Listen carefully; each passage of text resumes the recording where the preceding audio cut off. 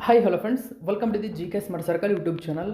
ಈಗ ನಾವು ಸೆಪ್ಟೆಂಬರ್ 7, 2025ನೇ ಸಾಲಿನ ಪ್ರಮುಖ ಪ್ರಚಲಿತ ಘಟನೆಗಳನ್ನು ಕುರಿತು ಚರ್ಚೆ ಮಾಡೋಣ.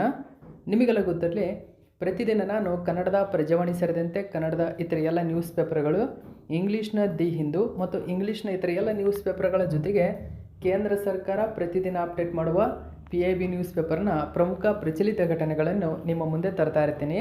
ಹಾಗಾದರೆ ಇವತ್ತಿನ ಕ್ವಶ್ಚನ್ ನಂಬರ್ 1 ಏನಿದೆ ಅಂತ ನೋಡೋಣ ಬನ್ನಿ. ಒಂದನೇ ಕ್ವಶನ್ ಗಮನಿಸಿ. 2025ನೇ ಸಾಲಿನ ಪ್ರತಿಷ್ಠಿತ ಏಷ್ಯಾದ ಹಸ್ತಪ್ರತಿಗಳ ಸಂಪ್ರದಾಯಗಳು. ನೋಡಿ, ಏಷ್ಯಾದ ಹಸ್ತಪ್ರತಿ ಸಂಪ್ರದಾಯಗಳು ಅಂತಂದರೆ ಇಂಗ್ಲೀಷಲ್ಲಿ ನೋಡ್ಕೊಳ್ಳಿ, ಮನುಸ್ಕ್ರಿಪ್ಟ್ ಟ್ರೆಡಿಷನ್ಸ್ಗಳೇನಿದ್ದಾವೆ ಇವುಗಳು ಮತ್ತು ಗಣಿತದ ಕೊಡುಗೆಗಳು ಅಂದರೆ ನೋಡಿ ಕಾಂಟ್ರಿಬ್ಯೂಷನ್ಸ್ ಟು ಮ್ಯಾಥಮೆಟಿಕ್ಸ್. ಸೊ ಇವುಗಳ ಕುರಿತಾದಂತಹ ಸಂಹಿತ ಸಮ್ಮೇಳನ. ಡೈರೆಕ್ಟಾಗಿ ಕೇಳ್ಬೋದು, ಇತ್ತೀಚೆಗೆ ಸುದ್ದಿಯಲ್ಲಿರುವ ಸಂಹಿತ ಸಮ್ಮೇಳನ ಕೆಳಗಿನ ಯಾವ ಉದ್ದೇಶವನ್ನು ಹೊಂದಿದೆ ಅಥವಾ ಯಾವುದರ ಕುರಿತಾಗಿ ನಡೀತಕ್ಕಂಥ ಒಂದು ಪ್ರಮುಖ ಸಮ್ಮೇಳನವಾಗಿದೆ. ನೋಡಿ, ಇದು ಏಷ್ಯಾದಾದ್ಯಂತ ನಡೀತಕ್ಕಂಥ ಒಂದು ಪ್ರಮುಖ ಸಮ್ಮೇಳನ. ಈ ಸಮ್ಮೇಳನವನ್ನು ಇತ್ತೀಚೆಗೆ ಕೆಳಗಿನ ಯಾವ ಸ್ಥಳದಲ್ಲಿ ಉದ್ಘಾಟಿಸಲಾಗಿದೆ? ಹಾಗಾದರೆ ಸರಿಯಾಗಿರ್ತಕ್ಕಂಥ ಉತ್ತರ ನವದೆಹಲಿ. ಸೊ ಇಂಪಾರ್ಟೆಂಟ್ ಆಗುತ್ತೆ, ಗಮನಿಸಬಹುದು. ನೋಡಿ, manuscripts traditions Asian and contributions to mathematics ಇದರಲ್ಲಿನ ಕುರಿತಾದಂತಹ ಜಾಗೃತಿಗಾಗಿ ಸಂಹಿತ ಸಮ್ಮೇಳನವನ್ನು ನವದೆಹಲಿಯಲ್ಲಿ ಉದ್ಘಾಟನೆ ಮಾಡಲಾಗಿದೆ. ಸೊ ಡೀಟೇಲ್ಸನ್ನು ಗಮನಿಸಬಹುದು. ಇದನ್ನು ನ್ಯೂಸ್ ಪೇಪರಲ್ಲಿ ಕೊಟ್ಟಿದ್ದರು, ಅಂದರೆ ಮುಖ್ಯವಾಗಿ PIB ನ್ಯೂಸ್ ಪೇಪರಲ್ಲಿ ಈ ಒಂದು ಮಾಹಿತಿಯನ್ನು ಕೊಟ್ಟಿದ್ದರು. ಸೊ ಎಕ್ಸ್ಟರ್ನಲ್ ಅಫೇರ್ಸ್ ಏನಿದೆ, ಮಿನಿಸ್ಟ್ರಿ ಆಫ್ ಎಕ್ಸ್ಟರ್ನಲ್ ಅಫೇರ್ಸು ಇದನ್ನು ಪ್ರತಿ ವರ್ಷ ಉದ್ಘಾಟನೆ ಮಾಡ್ತಕ್ಕಂಥದ್ದು. ಸೊ ಹಾಗಾದರೆ ಸಂಹಿತ ಕಾನ್ಫರೆನ್ಸ್ ಬಗ್ಗೆ ಸ್ವಲ್ಪ ಮಾಹಿತಿಯನ್ನು ನಾವು ತಿಳ್ಕೊಳ್ಳೋಣ, ಏನಿದೆ ಡೀಟೇಲ್ಸ್ ಅಂತ. ಓಕೆ, ಗಮನಿಸಬಹುದು ನೀವು, ಈ ಒಂದು ಮಾಹಿತಿ ನ್ಯೂಸ್ ಪೇಪರಲ್ಲಿ ಕೊಟ್ಟಿದ್ದರು. ಓಕೆ, ವಿದೇಶಾಂಗ ಸಚಿವ, ನೋಡಿ ವಿದೇಶಾಂಗ ಸಚಿವರಾಗಿರ್ತಕ್ಕಂಥ ಡಾಕ್ಟರ್ S ಜೈಶಂಕರ್ ಅವರು ಸೆಪ್ಟೆಂಬರ್ 5, 2025ರಂದು ನವದೆಹಲಿಯಲ್ಲಿ ಈ ಸಂಹಿತ ಸಮ್ಮೇಳನವನ್ನು ಉದ್ಘಾಟನೆ ಮಾಡಿದರು. ಹಾಗಾದರೆ ಇದು ನೋಡಿ, ವಿದೇಶಾಂಗ ಸಚಿವರೇ ಇದನ್ನು ಉದ್ಘಾಟನೆ ಮಾಡಿರುವುದರಿಂದ ಎಕ್ಸಾಮ್ನ ದೃಷ್ಟಿಯಿಂದ ನೋಡೋದಾದರೆ ಇಂಪಾರ್ಟೆಂಟ್ ಆಗುತ್ತೆ. ಹಾಗಾದರೆ ಸಂಹಿತ ಭಾರತೀಯ ಮತ್ತು ದಕ್ಷಿಣ ಏಷ್ಯಾದ ಹಸ್ತಪ್ರತಿಗಳ ಸಂಬಂಧಿತ ಡೇಟಾಬೇಸ್ ಮತ್ತು ಡಿಜಿಟಲ್ ಆರ್ಕೈವನ್ನು ರಚಿಸಲು ಒಂದು ಉಪಕ್ರಮವಾಗಿದೆ. ನೋಡಿ, ಏಷ್ಯಾದಾದ್ಯಂತ ಹಸ್ತಪ್ರತಿಗಳಿಗೆ ಸಂಬಂಧಪಟ್ಟಂಥ ಒಂದು ಉಪಕ್ರಮವಾಗಿದೆ. ಮುಖ್ಯವಾಗಿ ನೋಡಿ, ಈ ಯೋಜನೆಯು ಭಾರತದ ಹೊರಗಿನ ಗ್ರಂಥಾಲಯಗಳು, ಆರ್ಕೈವ್ಗಳು ಮತ್ತು ರೆಪೋಸಿಟರಿಗಳಲ್ಲಿ ಇರಿಸಲಾಗಿರತಕ್ಕಂಥ ಹಸ್ತಪ್ರತಿಗಳ ಮೇಲೆ ಕೇಂದ್ರೀಕರಿಸುತ್ತದೆ. ನೋಡಿ, ಇದರ ಉದ್ದೇಶವೇನು ಅಂತ ಈಗ ನಿಮಗೆ ಗೊತ್ತಾಗಿದೆ. ಹಾಗಾದರೆ ನಾವು ಎರಡನೇ ಕ್ವಶನ್ ಏನಿದೆ ಅಂತ ನೋಡೋಣ ಬನ್ನಿ. ಇತ್ತೀಚೆಗೆ ಸುದ್ದಿಯಲ್ಲಿರುವ ಭೀಮಾ ವಿಸ್ತಾರ ಯೋಜನೆಯನ್ನು ಕೆಳಗಿನ ಯಾವ ಸಂಸ್ಥೆ ಸ್ಥಾಪಿಸಿದೆ? ನೋಡಿ, ಸರಿಯಾಗಿರ್ತಕ್ಕಂಥ ಉತ್ತರ ಆಪ್ಷನ್ ನಂಬರ್ 2 ಸರಿಯಾಗಿದೆ. Insurance regulatory and development authority ಅಂದರೆ IRDAI. ಈ ಹೆಸರನ್ನು ನೀವು ಆಲ್ಮೋಸ್ಟ್ ಕೇಳಿರ್ತೀರ. IRDAI ಭೀಮಾ ವಿಸ್ತಾರ ಯೋಜನೆಯನ್ನು ಪ್ರಾರಂಭಿಸಿದೆ. ಈ ಯೋಜನೆಗೆ ಸಂಬಂಧಪಟ್ಟಂತೆ ಈಗ ನ್ಯೂಸಲ್ಲಿ ಏನಿರೋದು ಅಂದರೆ, ಇದಕ್ಕೆ ಸಂಬಂಧಪಟ್ಟಂತೆ ಈ ಭೀಮಾ ವಿಸ್ತಾರ ಅಡಿಯಲ್ಲಿ ವಿಮೆಯನ್ನು ಹೆಚ್ಚಳ ಮಾಡಿದ್ದಾರೆ. ಜೊತೆಗೆ 5 ಹೊಸ ಪ್ರೋಗ್ರಾಮ್ಗಳನ್ನು ಈ ಯೋಜನೆ ಅಡಿಯಲ್ಲಿ ಲಾಂಚ್ ಮಾಡಿದ್ದಾರೆ. ಆ ಕಾರಣಕ್ಕಾಗಿ ತುಂಬಾ ಸುದ್ದಿಯಲ್ಲಿದೆ. ನ್ಯೂಸ್ ಪೇಪರಲ್ಲಿ ಒಂದು ಮಾಹಿತಿಯನ್ನು ಕೊಟ್ಟಿದ್ದರು. ನೋಡಿ, ಇದು ಭೀಮಾ ವಿಸ್ತಾರ್ ಅಂತ ಕರೀತಾರೆ ಇದನ್ನು. ಸೊ ನ್ಯೂ ಇನ್ಶೂರೆನ್ಸ್ ಪ್ರಾಡಕ್ಟ್ ಆಗಿದೆ. ಸೊ ಹಾಗಾದರೆ ಹೆಚ್ಚಿನ ಡೀಟೇಲ್ಸ್ ಇದರ ಬಗ್ಗೆ ನಾವು ತಿಳ್ಕೊಳ್ಳೋಣ. ಅಂದರೆ 2025 ಡಿಸೆಂಬರ್ ವೇಳೆಗೆ ಇದು ಬಿಡುಗಡೆಯಾಗಲಿದೆ. ಓಕೆ, ಸೊ ಗಮನಿಸಿ, ಗ್ರಾಮೀಣ ಜನರಿಗೆ ಜೀವ ವಿಮೆ, ಆರೋಗ್ಯ ಮತ್ತು ಆಸ್ತಿಯನ್ನು ಒಳಗೊಳ್ಳುವಂತಹ ವಿಮಾ ಉತ್ಸವವಾದ ಅಂದರೆ ಈ ಒಂದು ಉತ್ಪನ್ನವಾದ ಭೀಮಾ ವಿಸ್ತಾರ್ ಅಂತ ಕರೀತಾರೆ. ಸೊ ಇದರ ಹೊಸ ಯೋಜನೆಯು ಡಿಸೆಂಬರ್ 2025 ವೇಳೆಗೆ ಬಿಡುಗಡೆಯಾಗುವ ಸಾಧ್ಯತೆ ಇದೆ ಎಂದು ಕೈಗಾರಿಕಾ ಸಂಸ್ಥೆಯೊಂದು ಬುಧವಾರ ತಿಳಿಸಿದೆ. ನೋಡಿ, ಈ ಹೊಸ ಯೋಜನೆ ಏನಿದ್ದಾವೆ ಇವು ಡಿಸೆಂಬರ್ 2025 ವೇಳೆಗೆ ಬಿಡುಗಡೆಯಾಗಲಿವೆ ಅಂತ ತಿಳಿಸಿದೆ. ಸೊ ಈ ಒಂದು ಮಾಹಿತಿಯನ್ನು ಎಲ್ಲ ನ್ಯೂಸ್ ಪೇಪರಲ್ಲಿ ಕೊಟ್ಟಿದ್ದರು. ಭೀಮಾ ವಿಸ್ತಾರನ ಬಗ್ಗೆ ಸ್ವಲ್ಪ ಮಾಹಿತಿಯನ್ನು ನೋಡೋದಾದರೆ, ಇದನ್ನು IRDAIನ ಒಂದು ಭೀಮಾ ವಿಸ್ತಾರ ಏನಿದೆ ಒಂದು ಸಮಗ್ರ ವಿಮಾ ಉತ್ಪನ್ನವಾಗಿದೆ. ಇದು ಓಕೆ, ಸಮಗ್ರ ವಿಮಾ ಉತ್ಪನ್ನವಾಗಿದ್ದು ಗ್ರಾಮೀಣ ಸಮುದಾಯಗಳ ವಿಮಾ ಅಗತ್ಯಗಳನ್ನು ಪೂರೈಸುವ ಗುರಿಯನ್ನು ಹೊಂದಿದೆ. ಇದು ಜೀವ, ಆರೋಗ್ಯ, ವೈಯಕ್ತಿಕ ಅಪಘಾತಗಳು ಮತ್ತು ಆಸ್ತಿ ವಿಮೆಗಳ ಸಂಯೋಜನೆಯನ್ನು ಒಂದೇ ಪಾಲಿಸಿಯಲ್ಲಿ ನೀಡುತ್ತದೆ. ಸೊ ನೋಡಿ, ಒಂದೇ ಪಾಲಿಸಿಯಲ್ಲಿ ನೀಡುತ್ತದೆ, ಇದು ಗಮನಿಸಬೇಕು. ಇದು ಸಮಗ್ರ ವಿಮಾ ಪರಿಹಾರವನ್ನು ಒದಗಿಸುತ್ತದೆ.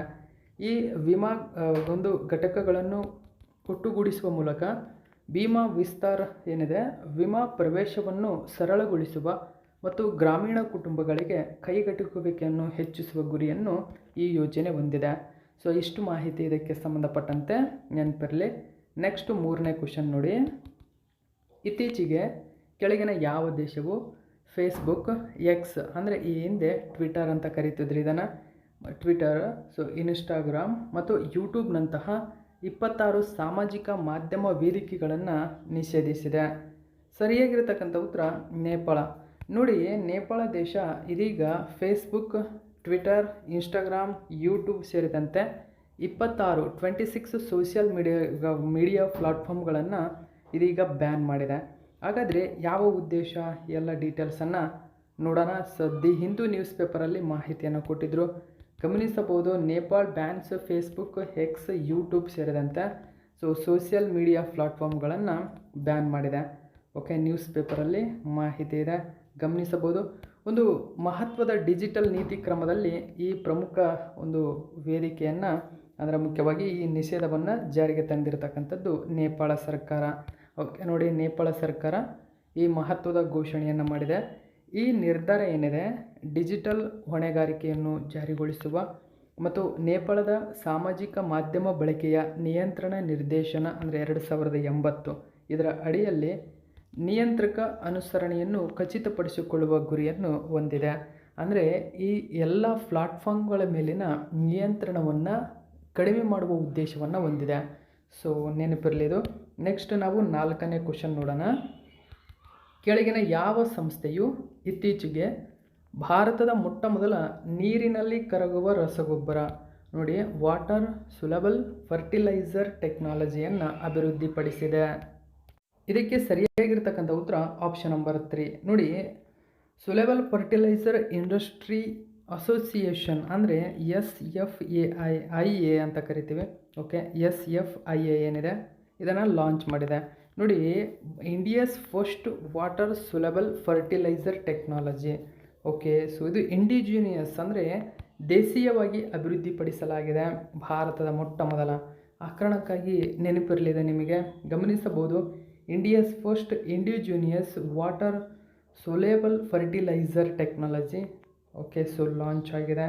ಓಕೆ, ಸೊ ಏನಿದು ಮಾಹಿತಿ ಹಾಗಾದರೆ ಇದಕ್ಕೆ ಸಂಬಂಧಪಟ್ಟಂತೆ ಗಮನಿಸ್ಬೋದು. ಸೊ ಇದನ್ನು ಚೀನಾದ ಆಮದಿನ ಮೇಲಿನ ಅವಲಂಬನೆಯನ್ನು ತೀವ್ರವಾಗಿ ಕಡಿಮೆ ಮಾಡುವ ಉದ್ದೇಶದೊಂದಿಗೆ ಇದನ್ನು ಲಾಂಚ್ ಮಾಡಿದೆ. ಅಂದರೆ ಏನು ಉದ್ದೇಶ, ಇದನ್ನು ಯಾರು ಲಾಂಚ್ ಮಾಡಿದ್ದಾರೆ ಅಂತ ನಾನು ನಿಮಗೀಗ ತಿಳಿಸ್ಕೊಟ್ಟಿದ್ದೇನೆ. ಮುಖ್ಯವಾಗಿ ಗಮನಿಸಿ, 7 ವರ್ಷಗಳ ಸಂಶೋಧನೆಯ ನಂತರ ಮತ್ತು ಗಣಿ ಸಚಿವಾಲಯದ ಬೆಂಬಲದೊಂದಿಗೆ ರಚಿಸಲಾದ ಈ ನಾವೀನ್ಯತೆಯನ್ನು ಮೇಕ್ ಇನ್ ಇಂಡಿಯಾ ಸಾಧನೆ ಎಂದು ಪ್ರಶಂಸಿಸಲಾಗುತ್ತದೆ. ಪ್ರಸ್ತುತ ಭಾರತದ ವಿಶೇಷ ರಸಗೊಬ್ಬರಗಳಲ್ಲಿ ಸುಮಾರು 95% ನೇರವಾಗಿ ಅಥವಾ ಪರೋಕ್ಷವಾಗಿ ನಾವು ಚೀನಾದಿಂದ ಆಮದು ಮಾಡಿಕೊಳ್ತಾ ಇದ್ದೇವೆ. ನೋಡಿ, ನೇರವಾಗಿ ಪರೋಕ್ಷವಾಗಿ ಸರಿಸುಮಾರು 95% ರಸಗೊಬ್ಬರವನ್ನು ನಾವು ಚೀನಾದಿಂದ ಆಮದು ಮಾಡಿಕೊಳ್ತಾ ಇದ್ದೇವೆ. ಇದರ ಮೇಲಿನ ಅವಲಂಬನೆಯನ್ನು ಈಗ ಅಭಿವೃದ್ಧಿಪಡಿಸಿರತಕ್ಕಂಥ ಇದರಿಂದ ನಾವು ಕಡಿಮೆ ಮಾಡಬಹುದಾಗಿದೆ. ಓಕೆ ನೋಡಿ, ಭಾರತವು ಯೂರಿಯಾ, ಡೈ ಅಮೋನಿಯಂ ಫಾಸ್ಫೇಟ್ ಅಂದರೆ DAP ಮತ್ತು ಮ್ಯೂರಿಯೇಟ್ ಆಫ್ ಪೊಟ್ಯಾಷ್ MOP ಅಂತ ಕರಿತೇವೆ. ಇವುಗಳ ಮೇಲಿನ ಆಮದುಗಳ ಮೇಲಿನ ಹೆಚ್ಚಿನ ಅವಲಂಬನೆಯನ್ನು ಹೊಂದಿರುವುದರಿಂದ ಅವುಗಳ ಬಳಕೆಯನ್ನು ಮಿತಿಗೊಳಿಸಲು ಅಥವಾ ಕಡಿಮೆ ಮಾಡುವ ಗುರಿಯನ್ನು ಇದು ಹೊಂದಿದೆ. ಸೊ ಇದು ಕೂಡ ನೆನಪಿರಲಿ ನಿಮಗೆ. ಓಕೆ, ನೆಕ್ಸ್ಟ್ 5ನೇ ಕ್ವಶನ್ ಏನಿದೆ ಅಂತ ನೋಡಿ. ಇತ್ತೀಚೆಗೆ ಬಿಡುಗಡೆ ಮಾಡಲಾದ the Chola tigers the Avengers of Somnath ಎಂಬ ಪುಸ್ತಕವನ್ನು ಕೆಳಗಿನ ಯಾರು ಬರೆದಿದ್ದಾರೆ? ನೋಡಿ, ಭಾರತದ ಪ್ರಖ್ಯಾತ ಲೇಖಕರು ಅಮೀಶ್ ತ್ರಿಪಾಠಿ. ಇವರು ಕೂಡ ಭಾರತದಲ್ಲಿ ಪ್ರೆಸೆಂಟ್ಲಿ ಇರತಕ್ಕಂಥ ಅತಿ ಪ್ರಮುಖ ಲೇಖಕರಾಗಿದ್ದಾರೆ. ಸೊ ಕೃತಿಯನ್ನು ಗಮನಿಸಿ, the Chola tigers the Avengers of Somnath ಅಂತ ಕರೀತವೆ. ಸೊ ಇದನ್ನು ಇವರು ಬರೆದು ಲಾಂಚ್ ಮಾಡಿದ್ದಾರೆ. ಇದರ ಬಗ್ಗೆ ಹೆಚ್ಚಿನ ಡೀಟೇಲ್ಸ್ ನೋಡೋಣ. ದಿ ಹಿಂದೂ ನ್ಯೂಸ್ ಪೇಪರಲ್ಲಿ ಒಂದು ಮಾಹಿತಿಯನ್ನು ಕೊಟ್ಟಿದ್ದರು. ಅಮೀಶ್ ತ್ರಿಪಾಠಿ ಅಂತ ಇವರ ಹೆಸರು. ಸೊ ಇವರು ಕೂಡ ಭಾರತದ ಪ್ರೆಸೆಂಟ್ಲಿ ಪ್ರಖ್ಯಾತ ಲೇಖಕರಾಗಿದ್ದಾರೆ ಅಮೀಶ್ ತ್ರಿಪಾಠಿ ಅವರು. ಸೊ ಅವರು ನ್ಯೂ ಬುಕ್ ಬರೆದಿದ್ದಾರೆ, the Chola tigers the Avengers of Somnath. So okay, ಇದನ್ನು ಚೆನ್ನೈನಲ್ಲಿ ಬಿಡುಗಡೆ ಮಾಡಿದ್ದಾರೆ. ಸೊ ನ್ಯೂಸ್ ಪೇಪರಲ್ಲಿ ಒಂದು ಮಾಹಿತಿಯನ್ನು ಕೊಟ್ಟಿದ್ದರು. ಸೊ ಗಮನಿಸಬಹುದು ನೀವು. ಓಕೆ, ಚೆನ್ನೈನಲ್ಲಿ ಇದನ್ನು ಬಿಡುಗಡೆ ಮಾಡಿದ್ದಾರೆ. ಸೊ ಅಮೀಶ್ ಭಾರತದ ಅತ್ಯಂತ ಜನಪ್ರಿಯ ಲೇಖಕರಲ್ಲಿ ಒಬ್ಬರಾಗಿದ್ದಾರೆ. ಅವರ ಪುಸ್ತಕಗಳಾದ ಶಿವ ಟ್ರೈಲಜಿ ಮತ್ತು ರಾಮಚಂದ್ರ ಸರಣಿಗಳು ಇವು ಅತ್ಯಂತ ಹೆಚ್ಚು ಜನಪ್ರಿಯ ಪಡೆದಂತಹ ಮತ್ತು ಧಾರಾವಾಹಿಗಳಾಗಿ ರೂಪುಗೊಂಡಿರ್ತಕ್ಕಂಥ ಪ್ರಮುಖ ಒಂದು ಮಾರಾಟವಾಗಿರ್ತಕ್ಕಂಥ ಕೃತಿಗಳಿವು. ಸೊ ಅವರ ಪುಸ್ತಕಗಳು ಶಿವ ಟ್ರೈಲಜಿ ಮತ್ತು ರಾಮಚಂದ್ರ ಸರಣಿ ಎಂಬುದು. ಓಕೆ, ಸೊ ಇವು ಕೂಡ ನೆನಪಿರಲಿ. ಓಕೆ, ಮಾರಾಟದಲ್ಲಿ ಇವು ಕೂಡ ಅಗ್ರಸ್ಥಾನದಲ್ಲಿವೆ ಅವರದು. ಇನ್ನು ನಾವು 6ನೇ ಕ್ವಶನ್ ನೋಡೋಣ. ಇತ್ತೀಚೆಗೆ ಸುದ್ದಿಗಳಲ್ಲಿ ಕಾಣಿಸಿಕೊಂಡ ಆಗಾ ಖಾನ್ ಪ್ರಶಸ್ತಿ 2025 ಕೆಳಗಿನ ಯಾವ ಕ್ಷೇತ್ರಕ್ಕೆ ಸಂಬಂಧಪಟ್ಟಿದೆ? ನೋಡಿ, ಆಗಾ ಖಾನ್ ಅವಾರ್ಡ್. ಓಕೆ, ಸೊ ಇದು ನಿಮಗೆ ನೆನಪಿರಬೇಕು. ಆಗಾ ಖಾನ್ ಅವಾರ್ಡ್ ಪ್ರತಿ ವರ್ಷ ಆರ್ಕಿಟೆಕ್ಚರ್ ಅಥವಾ ವಾಸ್ತುಶಿಲ್ಪಶಾಸ್ತ್ರಕ್ಕೆ ನೀಡಲಾಗ್ತಕ್ಕಂಥ ಒಂದು ಪ್ರಮುಖ ಪ್ರಶಸ್ತಿಯಾಗಿದೆ. ಈ ಪ್ರಶಸ್ತಿಗೆ ಈ ವರ್ಷ ಬಾಂಗ್ಲಾ ಮತ್ತು ಪಾಕಿಸ್ತಾನ ಮತ್ತು ಒಂದು ಆರ್ಕಿಟೆಕ್ಚರ್ ಇದರಲ್ಲಿ ವಿನ್ ಆಗಿದೆ. ನೋಡಿ, ಈ ವಿನ್ನರ್ಸ್ ಯಾರು ಅಂತ ಕೇಳಿದರೆ ಬಾಂಗ್ಲಾದೇಶ್ ಮತ್ತು ಪಾಕಿಸ್ತಾನದ ಇದಕ್ಕೆ ವಿನ್ ಆಗಿದ್ದಾವೆ. ಭಾರತ ಇದುವರೆಗೂ 6 ಬಾರಿ ಮಾತ್ರನೇ ಈ ಪ್ರಶಸ್ತಿಯನ್ನು ಪಡೆಯಲು ಅರ್ಹವಾಗಿದೆ. ಇದ್ರ ಬಗ್ಗೆನೂ ಕೂಡ ಡೀಟೇಲ್ಸನ್ನು ನಾನು ತಿಳಿಸ್ಕೊಡ್ತೀನಿ. ಓಕೆ, ಗಮನಿಸಬಹುದು ನೀವು. ಸೊ ಆಗಾ ಖಾನ್ ಯಾವ ಕ್ಷೇತ್ರಕ್ಕೆ ನೀಡ್ತಾರೆ ಅಂತ ನಿಮಗೆ ಗೊತ್ತಾಗಿದೆ. ಆಗಾ ಖಾನ್ ಪ್ರಶಸ್ತಿಯನ್ನು ವಾಸ್ತುಶಿಲ್ಪ ಪ್ರಶಸ್ತಿ ಅಂತ ಕರೀತಾರೆ. ಸೊ ಇದರ ಒಂದು ಪ್ರಶಸ್ತಿ ಸಮಾರಂಭವು ಕಿರ್ಗಿಸ್ತಾನದ ಬಿಷ್ಕೇಕ್ನಲ್ಲೇ ನಡೆದಿದೆ. ಸೊ ನೋಡಿ, ಇಲ್ಲಿ ನಡೆದಂಥ ಒಂದು ಸಮಾರಂಭದಲ್ಲಿ ಈ ಪ್ರಶಸ್ತಿಯನ್ನು ಘೋಷಣೆ ಮಾಡಲಾಯಿತು. ಇಲ್ಲಿ ಮುಖ್ಯವಾಗಿ ಈ ಪ್ರಶಸ್ತಿ ಕೊಡಲಾಗಿದೆ. 2025ರ ವಾಸ್ತುಶಿಲ್ಪಕ್ಕಾಗಿ ಆಗಾ ಖಾನ್ ಪ್ರಶಸ್ತಿಯನ್ನು ಮಂಗಳವಾರ ಅಂದರೆ ಸೆಪ್ಟೆಂಬರ್ 2ರಂದು ಘೋಷಣೆ ಮಾಡಲಾಯಿತು. ಇಲ್ಲಿಯವರೆಗೆ ಕೇವಲ 6 ಬಾರಿ ಮಾತ್ರ ಪ್ರಶಸ್ತಿಯನ್ನು ಗೆದ್ದಿರುವ ಭಾರತವು 15 ದೇಶಗಳ ಅಂತಿಮ ಕಿರುಪಟ್ಟಿಯಲ್ಲಿಯೂ ಸ್ಥಾನ ಪಡೆದಿಲ್ಲ. ಈ ವರ್ಷ ಸಲ್ಲಿಸಲಾದಂತಹ 369 ಸ್ಟುಡಿಯೋ ಯೋಜನೆಗಳಲ್ಲಿ 19 ಸ್ಟುಡಿಯೋ ಯೋಜನೆಗಳನ್ನು ಶಾರ್ಟ್ ಲಿಸ್ಟ್ ಮಾಡಲಾಗಿದೆ. ಅದರಲ್ಲಿ ಭಾರತ ಸೆಲೆಕ್ಟ್ ಆಗಿಲ್ಲ. ವಿಜೇತ ಯೋಜನೆಗಳಿಗೆ ವಾಸ್ತುಶಿಲ್ಪಕ್ಕೆ ಸಂಬಂಧಪಟ್ಟಂತೆ 1 ಮಿಲಿಯನ್ ಪ್ರಶಸ್ತಿಯನ್ನು ನೀಡಲಾಗುತ್ತೆ. ಸೊ ಇಲ್ಲಿ ಗೆದ್ದಂಥ ದೇಶಗಳು ಪ್ರಶಸ್ತಿಯನ್ನು ಹಂಚಿಕೊಳ್ತವೆ. ಸೊ ಆ ಪ್ರಶಸ್ತಿಯನ್ನು ಹಂಚಿಕೊಂಡು ಬಂದಿರತಕ್ಕಂಥ ಅಮೌಂಟಲ್ಲಿ ಸೊ ಇದು ಆ ಒಂದು ದೇಶದಲ್ಲಿ ಇಂಥ ಪ್ಲೇಸನ್ನು ಅಭಿವೃದ್ಧಿಪಡಿಸಲು ಕೊಡ್ತಕ್ಕಂಥ ಒಂದು ಅಮೌಂಟ್ ಇದು. ಸೊ ಆ ಪ್ಲೇಸನ್ನು ಅಭಿವೃದ್ಧಿಪಡಿಸಲು ಕೊಡ್ತಕ್ಕಂಥ ಒಂದು ಅಮೌಂಟು. ಸೊ ಆ ಕೊಟ್ಟಿರ್ತಕ್ಕಂಥ ಅಮೌಂಟನ್ನು ಅದು ಗುರುತು ಮಾಡಿರ್ತಕ್ಕಂಥ ಪ್ಲೇಸ್ಗೆ ಖರ್ಚು ಮಾಡಬೇಕಾಗುತ್ತೆ. ಸೊ ಇದನ್ನು ನೀವು ನೆನಪಿರಲಿ. ನೆಕ್ಸ್ಟ್ 7ನೇ ಕ್ವಶನ್ ನೋಡೋಣ. ಇತ್ತೀಚೆಗೆ ಕೆಳಗಿನ ಯಾವ ರಾಜ್ಯವು ಭಾರತದ ಮೊಟ್ಟ ಮೊದಲ ರಣಹದ್ದು ಸಂರಕ್ಷಣಾ ಪೋರ್ಟಲ್ ನೋಡಿ ಇಂಡಿಯಾಸ್ ಫಸ್ಟ್ ವೋಲ್ಚರ್ ಪೋರ್ಟಲನ್ನು ಲಾಂಚ್ ಮಾಡಿದೆ? ಸರಿಯಾದಂಥ ಉತ್ತರ ಅಸ್ಸಾಂ. ಆಪ್ಷನ್ ನಂಬರ್ 3 ಸರಿಯಾಗಿದೆ. ಅಸ್ಸಾಂ ರಾಜ್ಯ ನೋಡಿ ದೇಶದಲ್ಲೇ ಮೊಟ್ಟ ಮೊದಲ ವೋಲ್ಚರ್ ಪೋರ್ಟಲನ್ನು ಲಾಂಚ್ ಮಾಡಿದೆ. ರಣಹದ್ದು ಸಂರಕ್ಷಣಾ ಪೋರ್ಟಲ್. ದಿ ಹಿಂದೂ ಪೇಪರ್ನಲ್ಲಿ ಮಾಹಿತಿಯನ್ನು ಕೊಟ್ಟಿದ್ದಾರೆ. India's first vulture conservation portal launch ಆಗಿದೆ. Launched in Assam. ನೋಡಿ, ಅಸ್ಸಾಂ ಗವರ್ನಮೆಂಟ್ ವೋಲ್ಚರ್ ಕನ್ಸರ್ವೇಷನ್ ಪೋರ್ಟಲನ್ನು ಲಾಂಚ್ ಮಾಡಿದೆ. ಇಲ್ಲಿ ಮುಖ್ಯವಾಗಿ ಗಮನಿಸಬೇಕಾಗಿರ್ತಕ್ಕಂಥದ್ದು ನೀವು ಏನೆಂದರೆ ವೋಲ್ಚರ್. ಸೊ ಭಾರತೀಯ ರಣಹದ್ದು ಸಂಬಂಧಪಟ್ಟಂತೆ ಒಂದು ಪ್ರಾಜೆಕ್ಟ್ ನಾವು ಕೈಗೊಂಡ್ವಿ. ಆ ಪ್ರಾಜೆಕ್ಟ್ 2006ರಲ್ಲಿ ಬಂದಿದೆ. ಅಂದರೆ ಪ್ರಾಜೆಕ್ಟ್ ವೋಲ್ಚರ್ ಭಾರತದಲ್ಲಿ 2006ರಲ್ಲಿ ಸ್ಥಾಪನೆಯಾಗಿದೆ. ನಮ್ಮ ಕರ್ನಾಟಕದ ರಾಮನಗರದಲ್ಲೂ ಕೂಡ ಭಾರತೀಯ ರಣಹದ್ದು ಕಂಡುಬರುತ್ತೆ. ಸೊ ಅದ್ರ ಬಗ್ಗೆನೂ ನಾನು ತಿಳಿಸ್ಕೊಡ್ತೀನಿ. ಈಗ India's first vulture conservation portal ಅಸ್ಸಾಂನಲ್ಲಿ ಲಾಂಚ್ ಆಗಿದೆ. ಇದು ಕೂಡ ನೆನಪಿರಬೇಕು ನಿಮಗೆ. ಓಕೆ, ಸೊ ರಣಹದ್ದನ್ನು ಗಮನಿಸಬೇಕು. ಅಸ್ಸಾಂ ಭಾರತದ ಮೊಟ್ಟ ಮೊದಲ ಈ ಪೋರ್ಟಲನ್ನು ಲಾಂಚ್ ಮಾಡಿದೆ. ಸೊ ಇದನ್ನು ರಣಹದ್ದು ನೆಟ್ವರ್ಕ್ ಅಂತ ಕರೆಯಲಾಗ್ತಾ ಇದೆ. ಓಕೆ, ಸೊ ಇದನ್ನು ಇಂಡಿಯಾ ಅಂದರೆ ಫೌಂಡೇಶನ್ ಇಂಡಿಯಾ ಗೌಹಾಟಿ ವಿವಿ ಸೊ ಆ ವಿಶ್ವವಿದ್ಯಾಲಯದ ಒಂದು ಪ್ರಾಣಿಶಾಸ್ತ್ರ ವಿಭಾಗದ ಸಹಯೋಗದೊಂದಿಗೆ ಪ್ರಾರಂಭಿಸಲಾಗಿದೆ. ಭಾರತೀಯ ರಣಹದ್ದು ಬಗ್ಗೆ ಸ್ವಲ್ಪ ಮಾಹಿತಿಯನ್ನು ತಿಳ್ಕೊಳ್ಳೋಣ. ಭಾರತೀಯ ಉದ್ದಕುಕ್ಕಿನ ರಣಹದ್ದನ್ನು ಸೊ ಸೈಂಟಿಫಿಕ್ ಆಗಿ ಜಿಪ್ಸ್ ಇಂಡಿಕಸ್ ಅಂತ ಕರೀತಾರೆ. ನೋಡಿ, ಜಿಪ್ಸ್ ಇಂಡಿಕಸ್ ಅಂತ ಕರೀತಾರೆ ಇದನ್ನು. ಈ ಭಾರತೀಯ ಉದ್ದಕುಕ್ಕಿನ ರಣಹದ್ದು ಏಷ್ಯಾದಲ್ಲಿ ಭಾರತ, ಪಾಕಿಸ್ತಾನ, ನೇಪಾಳದಲ್ಲಿ ಕಂಡುಬರುತ್ತದೆ. ಸ್ಥಳೀಯವಾಗಿ ಮಧ್ಯಮ ಗಾತ್ರದ ಬೃಹತ್ ಗಾತ್ರದ ಸ್ಕ್ಯಾವೆಂಜರ್ ಇದಾಗಿದ್ದು ಪ್ರಾಥಮಿಕವಾಗಿ ಪ್ರಾಣಿಗಳ ಶವಗಳನ್ನು ಇದು ತಿನ್ನುತ್ತದೆ. ಇದರಲ್ಲಿ ಹೆಣ್ಣು ಗಂಡುಗಳಿಗಿಂತ ಚಿಕ್ಕದಾಗಿರುತ್ತದೆ. ಮುಖ್ಯವಾಗಿ ಇವು ಸಾವನ್ನಗಳು, ಹಳ್ಳಿಗಳು, ನಗರಗಳು ಮತ್ತು ಕೃಷಿ ಪ್ರದೇಶಗಳ ಬಳಿ ತೆರೆದ ಭೂದೃಶ್ಯಗಳಲ್ಲಿ ಸೊ ಇವು ಮೊಟ್ಟೆ ಇಡಲು ಮತ್ತು ಬದುಕಲು ಬಯಸ್ತವೆ. ಓಕೆ, ಸೊ ಇನ್ನು ಒಂದು ಕಾಲದಲ್ಲಿ ಜಾನುವಾರುಗಳಿಗೆ ಬಳಸುತ್ತಿದ್ದ ಪಶುವೈದ್ಯಕೀಯ ಔಷಧವಾದ ಡೈಕ್ಲೋಫೆನಾಲ್ನಿಂದ ವಿಷಪ್ರಾಶನವಾದ ಕಾರಣ ಅವುಗಳ ಸಂಖ್ಯೆಯು 97ರಿಂದ 99% ಕಡಿಮೆಯಾಯಿತು.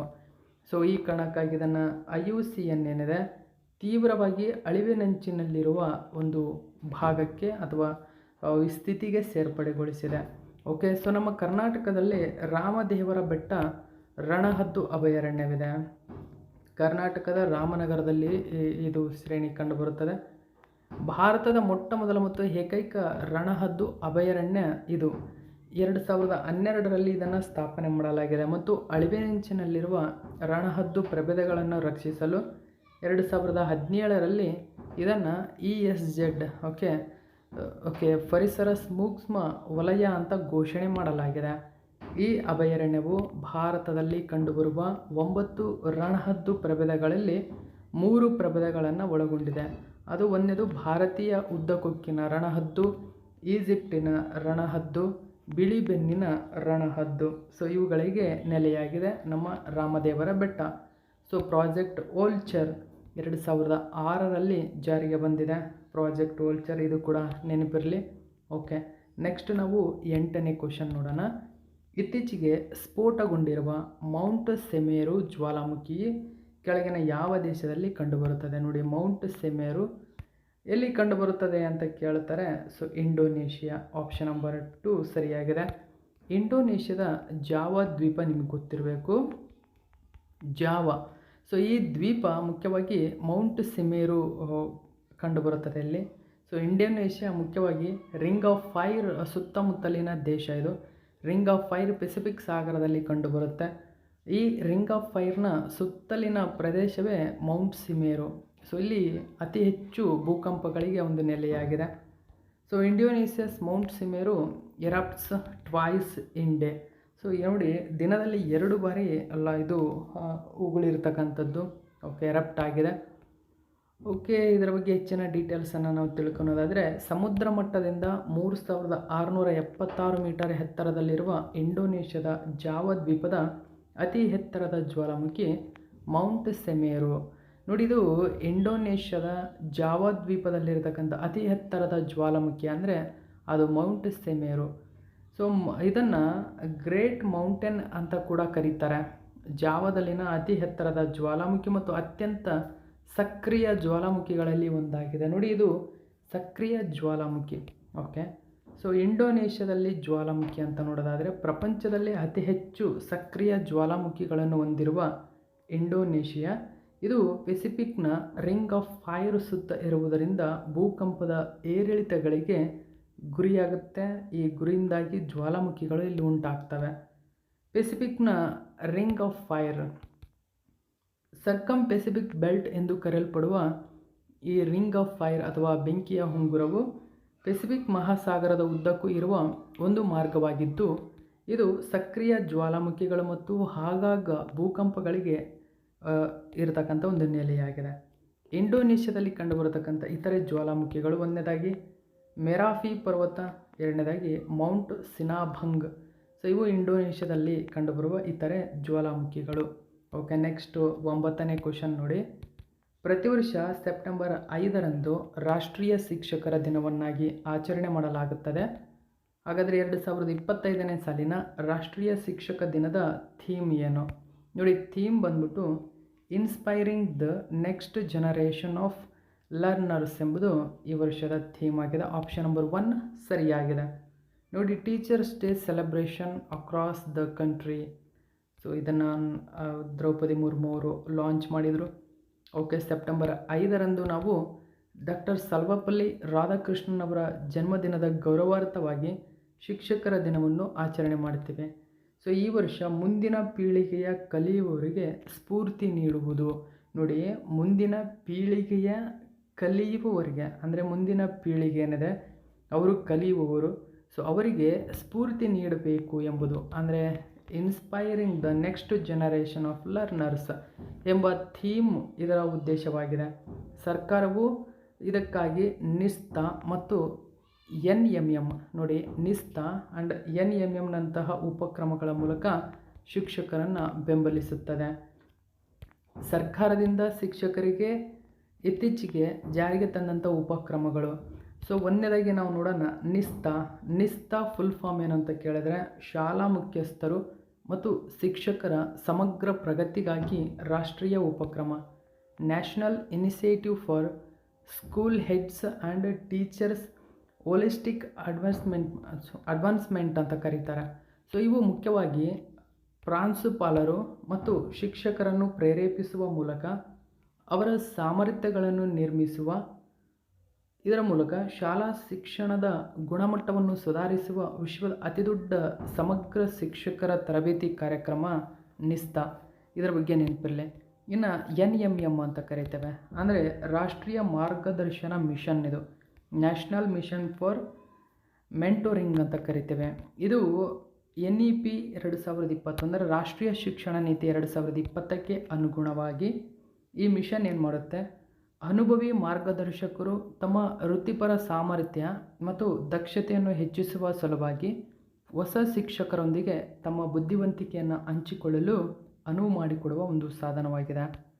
ಇದರ ಜೊತೆಗೆ NPST ಅಂತ ಕರೀತಾರೆ, ಅಂದರೆ ಶಿಕ್ಷಕರಿಗೆ ರಾಷ್ಟ್ರೀಯ ವೃತ್ತಿಪರ ಮಾನದಂಡಗಳು, ಅಂದರೆ national professional standards for teachers ಅಂತ ಕರೀತಾರೆ.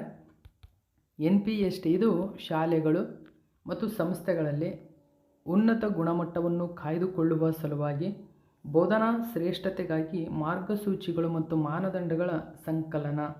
ನೋಡಿ, ಮಾರ್ಗಸೂಚಿ ಮತ್ತು ಮಾನದಂಡಗಳ ಒಂದು ಸಂಕಲನವಾಗಿದೆ.